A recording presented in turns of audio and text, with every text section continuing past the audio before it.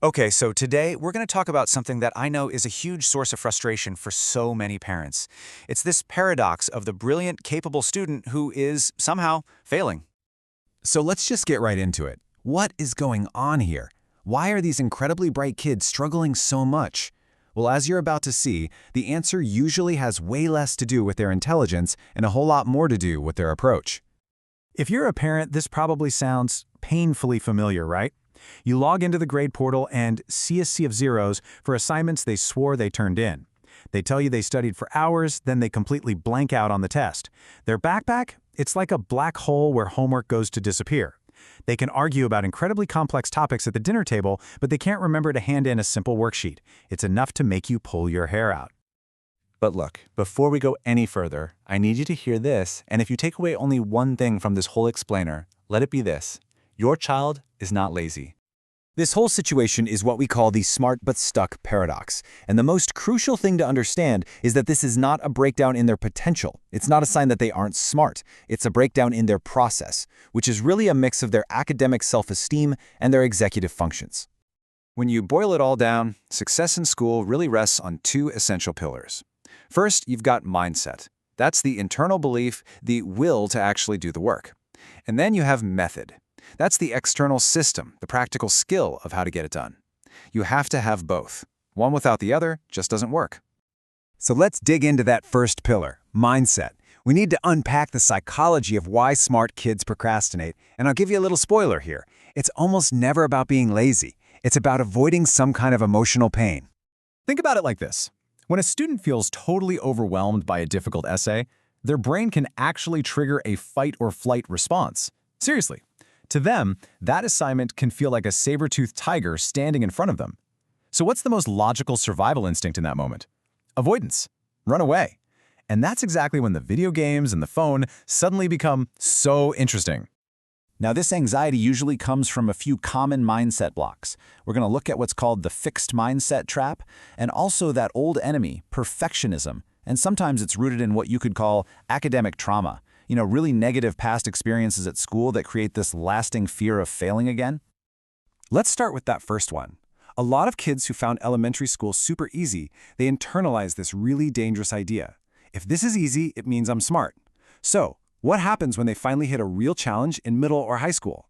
That struggle feels like proof that they're not smart anymore. The little voice in their head starts saying, if I have to try this hard, I must actually be stupid. And that leads directly into perfectionism, which is really just a fancy word for being terrified of other people thinking you're not perfect. And here's the totally backwards logic that makes perfect sense to them. Getting a 0 on an assignment is actually safer for their ego than getting a C. Why? Because the 0 says, I didn't even try. But the C says, I tried my best and my best wasn't good enough. Okay, so once we start addressing the will, we have to build the skill. And this brings us right to our second pillar, method. These are the practical, how-to skills that, honestly, most schools just assume kids pick up along the way, but they rarely ever teach them explicitly. I love this analogy. Think of it like this. Intelligence is the engine of a car. It's the horsepower. But executive function, all that stuff like planning, organizing, managing your time, that's the steering wheel.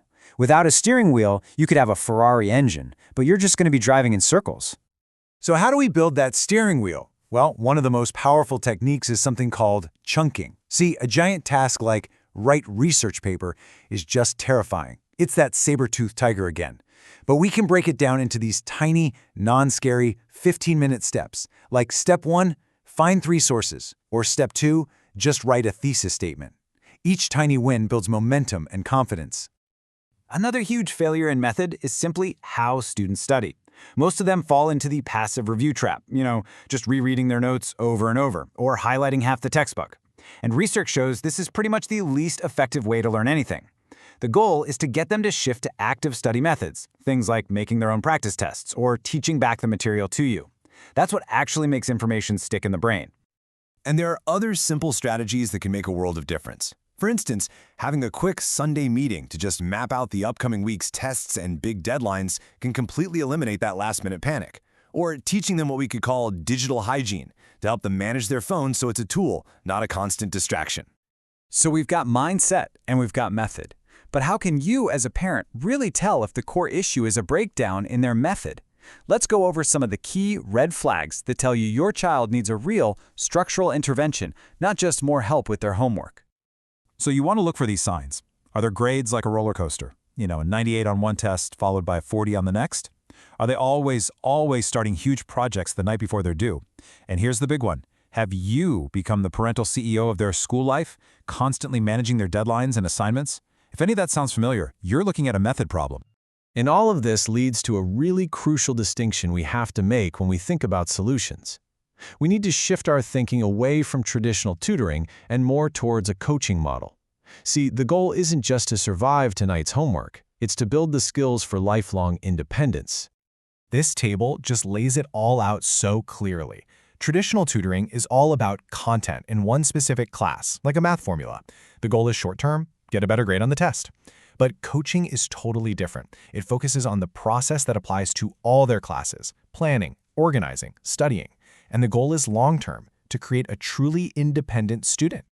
Because at the end of the day, the goal of any support system should be to make itself unnecessary. The real victory isn't just a better grade on Friday. It's building the skills for independence so that student can go on to thrive all on their own in college and whatever comes next. And that really just leaves us with one final question to think about. When we step in to help our kids, are we accidentally building a dependency on our help? Or are we truly building the skills they need for a lifetime of independence? It's something worth thinking about.